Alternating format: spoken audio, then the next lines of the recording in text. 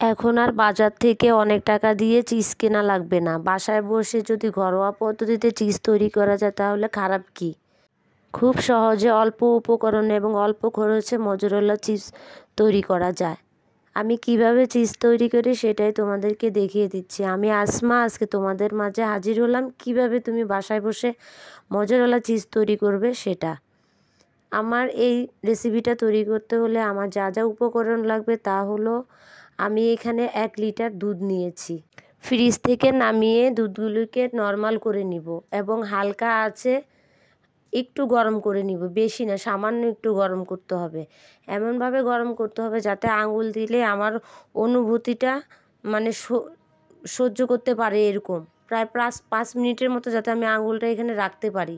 সেরকম গরম হলে বোঝা যাবে যে চিজ তৈরি করার জন্য পারফেক্ট ডোটা রেডি হয়েছে।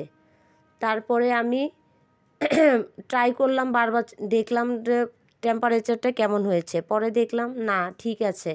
এখন আমি ভিনেগার দিয়ে দিব 1 কাপ পরিমাণ, তবে একসাথে দিব না। ভিনেগারটা দিতে হবে অল্প অল্প করে, প্রথমে একটু দিয়ে হালকা নেড়ে দিতে হবে এবং চুলার আঁচটা অফ করে দিতে হবে।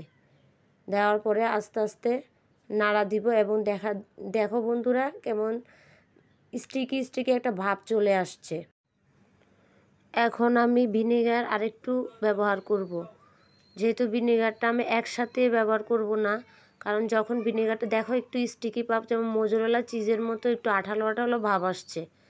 তারপরে আমি একটু ছেঁকে নিব, পরিষ্কার একটু পাতলা কাপড়, সুতি কাপড়ে আমি ছেঁকে নিচ্ছি। ছেঁকে নেওয়ার পরে দেখো আস্তে আস্তে সেই মোজরেলা চিজের যে একটা স্টিকি এবং আঠালো ভাবটা সেটা দেখা যাচ্ছে। আমি কিন্তু এর আগেও একবার ছেঁকে নিয়েছি। যেহেতু আমি ভিনেগারটা বারবার ইউজ করলাম, পানিটা সাদা হওয়া পর্যন্ত দুধের পানিটা, মানে ওই 1 কাপ ভিনেগারই অল্প অল্প অল্প অল্প করে ইউজ করতে হবে, যাতে সম্পূর্ণ দুধ থেকে আমি পুরো চিজটা নিতে পারি। তারপরে আবার আমি ভিনেগার দিয়ে আবার ছেঁকে নিলাম। দেখো আমার পাতিলের লাস্টের দিকে কিন্তু অনেকগুলো চিজ তৈরি হয়েছে, ঠিক মোজরেলা চিজের মতনই। তারপরে নামিয়ে আমি কতক্ষণ সেই যে পানিগুলি আমি, এই যে দেখছো সাদা পানি, এই সাদা পানিতে আমি লবণ দিব, 2 চামচ লবণ দিব। এই যে চিজগুলো লবণ দিয়ে আমি ভালো মতো এই চিজগুলো লবণের সাথে মিশাবো এবং আবার ছেঁকে নিব।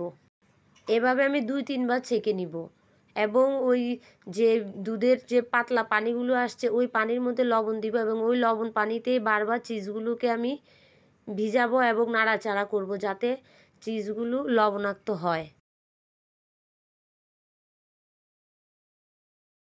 এবং ওই কাপড়টা নিয়ে আস্তে আস্তে ভালো মতো চিপে পানিগুলো সরিয়ে ফেলবো।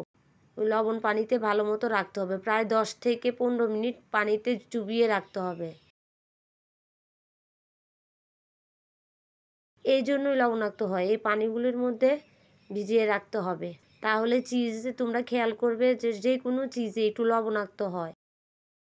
চিজটা ভালো মতো ছেঁকে নিয়ে তারপর লবণ পানিতে বারবার ভিজিয়ে উলটপালট করতে হবে এবং সবার লাস্টে বরফের পানিতে আমি চুবিয়ে নিব, যাতে চিজের স্টিকি ভাবটা চলে যায় এবং শক্ত শক্ত ভাব আসে এবং একটা শেপে পরিণত হবে।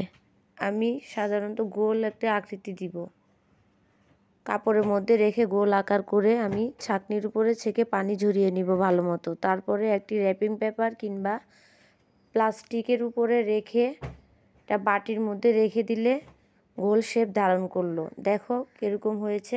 ফ্রিজে রাখতে হবে, ডিপ ফ্রিজে 2 ঘন্টার পরে ঠিক এরকম আকার ধারণ করলো।